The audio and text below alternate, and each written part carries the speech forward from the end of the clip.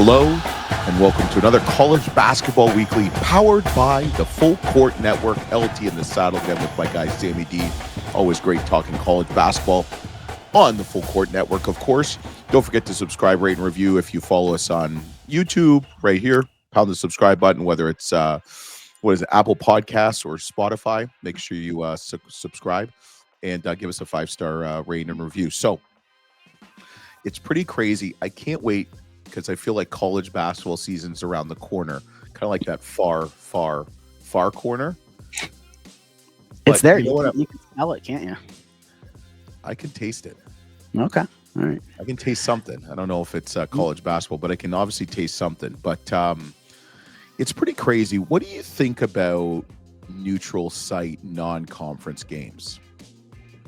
Yeah, I like it. I mean, I think what coaches and programs are doing now is they're trying to grow the exposure of their program on a national level. And I think neutral site games, especially big matchups, right? Mm-hmm. I know you've got a couple in mind that you're excited about. But I like it, it takes away from a home court advantage.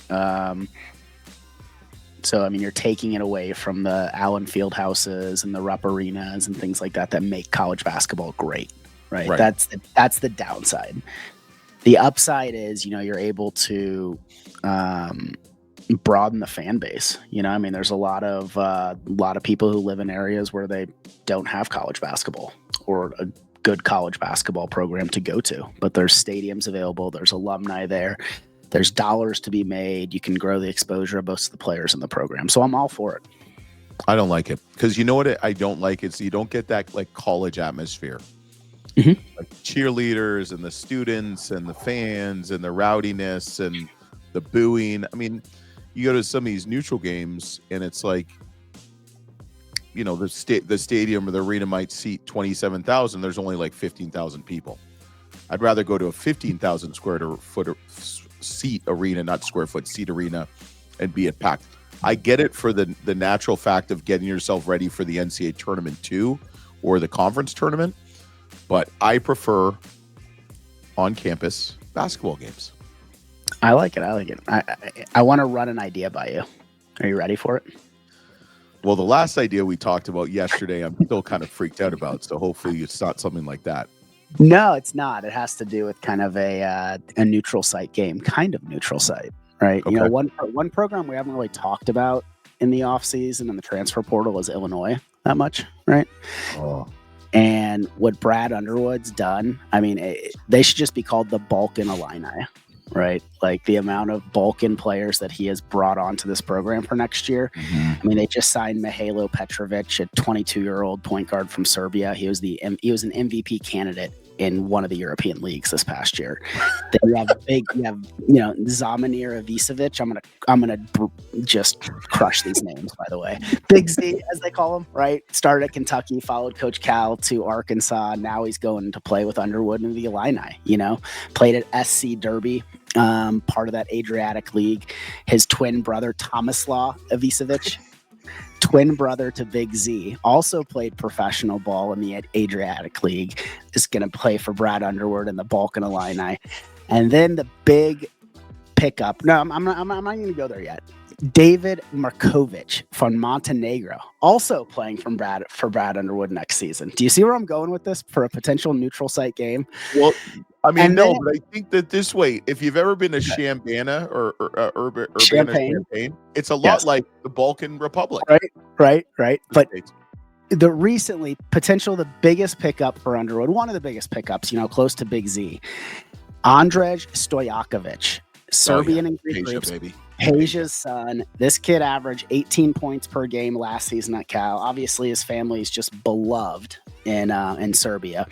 He's been recruited by Kentucky, UCLA, Texas, Indiana, Florida, Louisville, Tennessee, Oregon, UConn, you name it, right? And he's choosing to play for Brad Underwood and the Balkan Illini. And then, you already see this with college football as they're starting to play one or two games overseas. You have the Aer Lingus College Football Classic in Ireland. They've also played college football in Australia, Japan, and China over the past 10 years. These games attract large crowds, including thousands of international visitors and are televised widely around the world, further boosting the interest in the sport on a global scale. I want to see a neutral site game in Serbia at the Belgrade Arena that seats 20,000 fans. And I want to see the Balkan Illini and Brad Underwood play there. I think it's a great idea. This team's going to be incredible, by the way. Like they're going to speak like no English. It's going to be great. The referees will be like, that guy's swearing at me. No, I love what Underwood is doing to put this team together. And it's like, they're all recruiting each other too, which is part of the whole transfer portal and retainment piece as well. I mean, almost all of these guys have professional basketball experience. Yeah, they're all 29, married with 4 kids. Well, that's the thing. It's like you start reading, and it's like the Illini have put out press releases, right, about like some of these guys, like Mihailo Petrovic. He's 22 years old. They don't know if he's going to qualify as a freshman or a sophomore at 22 years old. They're waiting for the NCAA to determine that. I love it. I absolutely love this. This game is global. College basketball needs to get on board, and we need to have a game at the Belgrade Arena. Okay, the Full Court Classic. All right, we'll work on that. Let's do it. Do you know the 5 games I'm most excited about next year? Just early, while the schedules are slowly being released and games are being signed. We're going to do yours next week. But some of my top 5 games are? I could guess a couple of them, but I'm going to let you have your moment here. Okay, first game, number 5. We'll start at the bottom. And we go to the top, Drake, whatever it is.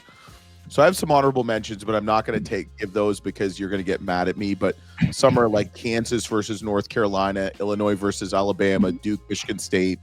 There's a couple others, Memphis, Kentucky, Louisville, which was kind of right there at the top. Number 5 is Iowa and Xavier. Xavier at Iowa, Friday, November 14th at Carver Hawkeye Arena. That's a Friday, November 14th in Iowa City. I'm just excited because I feel like that is going to be an interesting battle between these two first-year head coaches at their respective teams. Plus, I want to see Bennett Skirts. Yeah. Big fan of Bennett Skirts. I mean, that's going to be interesting. I mean, you have Iowa, which is coming in at spending $6.6 million in the transfer portal in the offseason after getting Coach McCollum. And then you have Xavier and Coach Richard Pitino, who's spent $5.5 million estimated. So both of those teams are in the top 10 in money spent on programs. They're gonna have really good rosters for that game. Yeah, a couple guys I want to look out for Xavier is Malik Moore from Montana. I really am a big fan of his. But one of the best names probably in the Big East is All Right from Valpo. His name's All Right. All right. All right. So that's number 5. Number 4, okay? It was going to be North Carolina State, Virginia Commonwealth. But when I dig deeper, it has to be North Carolina State welcomes Kansas. Okay. December 13th in Raleigh. That's going to be a matchup because I feel like Kansas has a lot to prove. They're going to have the number 1 freshman in the nation in Darren Peterson coming from Ohio. And then Flory Badunga. I think he decided to go back 5.9 points per game, 5.4 rebounds a game, one of the most efficient players in the Big 12. And they got and I think Bruce Pearl has finally figured out the transfer portal. I think Kansas is not going to be as highly rated, but they're going to do something this year. Bruce Pearl or Bill Self? Same damn thing. I got medication. Bill Self. Okay. Sorry, Bill Self.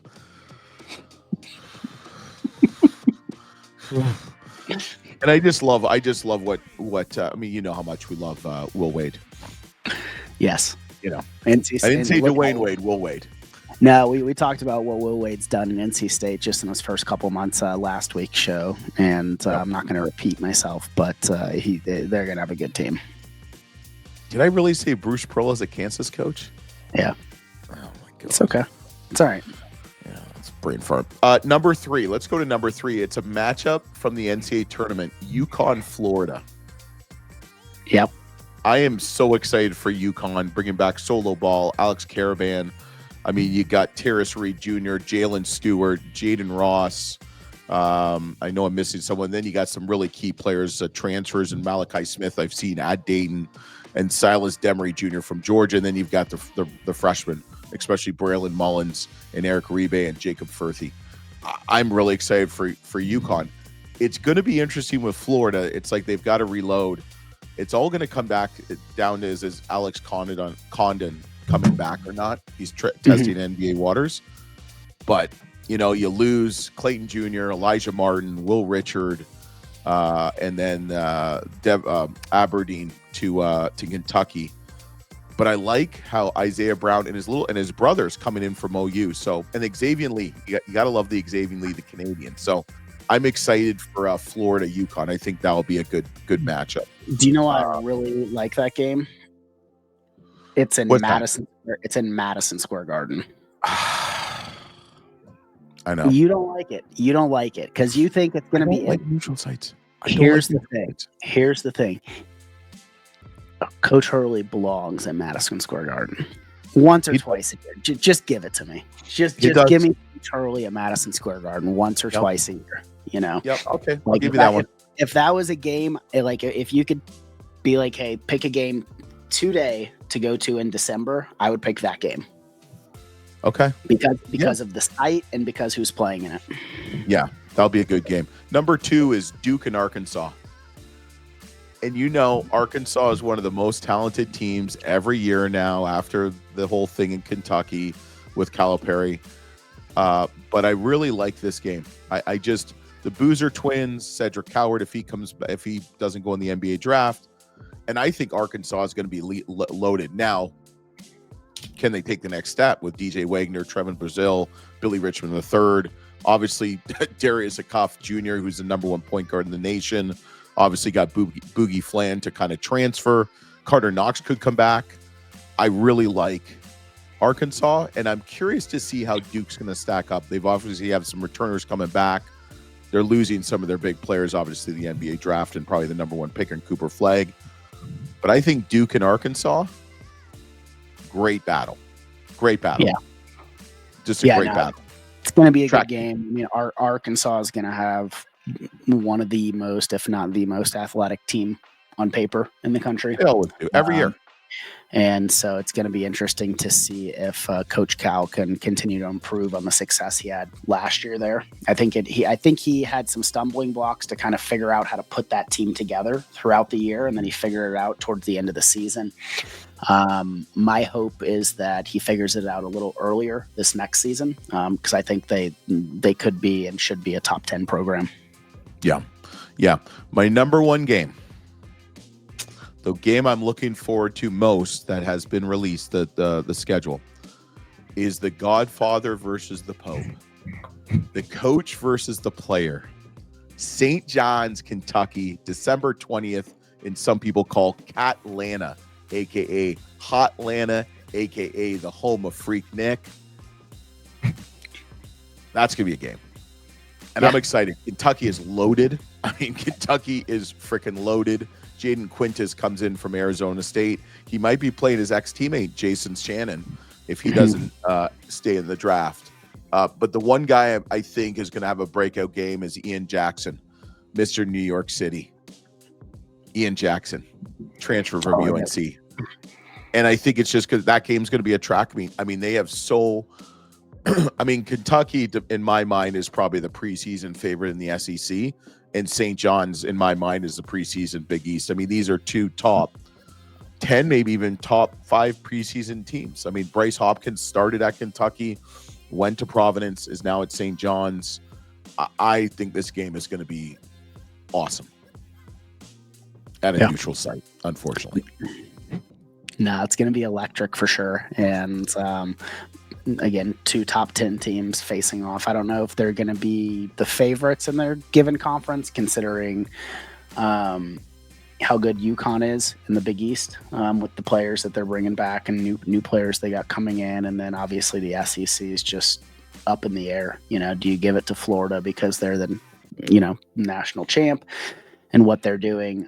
Again, like you said, Alex Condon, big question mark there with the draft pick. But regardless, both of those teams It's going to be top 2 then. Just give me that. Top 3 in their conference. All right, we'll go top 4 in their conference. All right, we'll stay at top 5 then. Who knows at this point? So I'm excited for your games next week since you kind of bastardized some of mine and bastardized that Bruce Pearl is no longer the coach at Kansas. It's not my problem. You got that wrong, but it's a, you know what? All I know is other people are sleeping right now and you're not. So you're up, you're alert. We're following college basketball. We can smell it. We can taste it. I think a lot of the riffraff that's happened the past month is over with now. Still a couple players in the transfer portal, but it's nice to start talking about some schedules now, right? Because that's the next piece that all these programs are putting together. So we'll keep everybody up to date over that in the next couple weeks here. Yep. So another great College Basketball Weekly, just short and sweet. We'll be back next week. Check out tomorrow. Yeah, because this will be airing on Wednesday. Check out tomorrow. We got, who do we have? Brian Hodgson, the head coach of the South Florida Bulls. We have a really good time. He's a Bills fan. I'm a Bills fan. He's from New York. I'm from Ontario, which is pretty much the same. We had a really good time just kind of going one-on-one, going back and forth. So check that on the Full Court Press, a college basketball coaches show. Don't forget to subscribe, rate, review. Give us that 5-star rating. Subscribe on YouTube. We want to be your home for college hoops. If you have any questions or concerns, if you have any nice questions or good feedback, send them to me. Any concerns or issues, send them to Sam. And we'll be back next week on the Full Court Network, a college basketball coaches show. I'm joking with you. College Basketball Weekly, baby. Let's get it, LT.